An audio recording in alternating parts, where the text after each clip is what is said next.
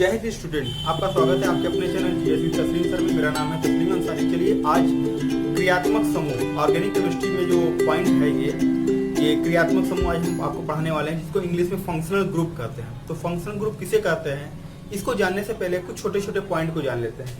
देखिए, जैसे एक वर्ड है आपका यौगिक, जिसको आप कहते हो कंपाउंड। ठीक है, तो कंपाउंड क्या होता है? कंपाउंड बताया गया कि ये होता है आपका, ये बना हुआ है एक वर्ड योग से। और योग किसका? तत्वों का योग। तत्वों का योग किसमें? निश्चित अनुपात में। निश्चित अनुपात में, तो निश्चित अनुपात में तत्वों का योग ही यौगिक कहलाता है। निश्चित अनुपात में तत्वों का योग यौगिक कहलाता है। और यौगिक, वे जो यौगिक होता है, इसमें प्रत्येक यौगिक दो भागों से मिलकर बना होता है। जैसे मान लीजिए CH3Cl है, CH3NO2 है, ऐसे है ना। तो प्रत्येक यौगिक, एक ये पूरा यौगिक है, तो प्रत्येक यौगिक दो भागों से मिलकर बना होता है।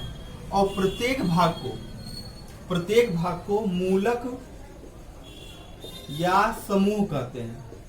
ध्यान दीजिएगा, मूलक या समूह कहते हैं। प्रत्येक यौगिक दो भागों से मिलकर बना होता है, प्रत्येक भाग को मूलक या समूह कहते हैं।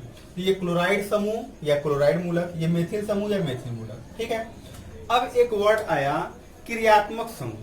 समूह दो तरीके का, एक सामान्य होता है, एक क्रियात्मक होता है। तो क्रियात्मक समूह किसे कहते हैं? क्रियात्मक समूह, क्रियात्मक समूह। देखिए, आपने ये दो एग्जांपल देखा, एक ये।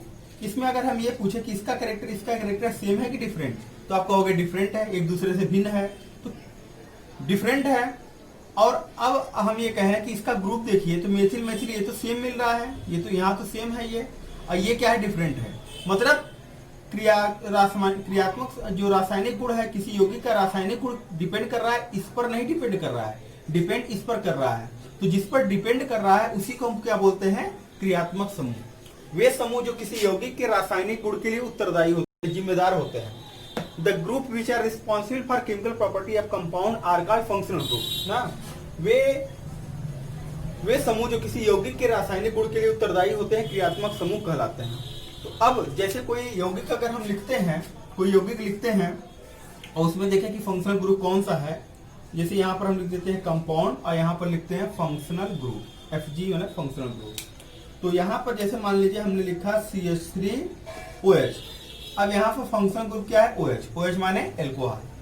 CH3 या C2H5 NO2। अब इसका फंक्शनल ग्रुप क्या है? NO2 है। उसी तरीके से CH3 CH2 CHO। अब इसका फंक्शनल ग्रुप क्या है? CHO यानी एल्डिहाइड है ये। उसी तरीके से CH3 CH2 NH2, इसका फंक्शनल ग्रुप क्या है? NH2।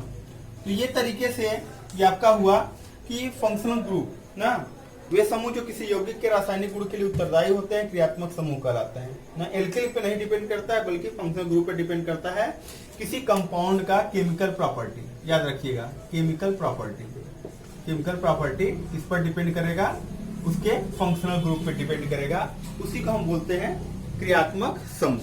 तो आपने ये पॉइंट को अच्छे से समझ लिया कि क्रियात्मक समूह किसे कहते हैं। ओके, थैंक यू, जय हिंद।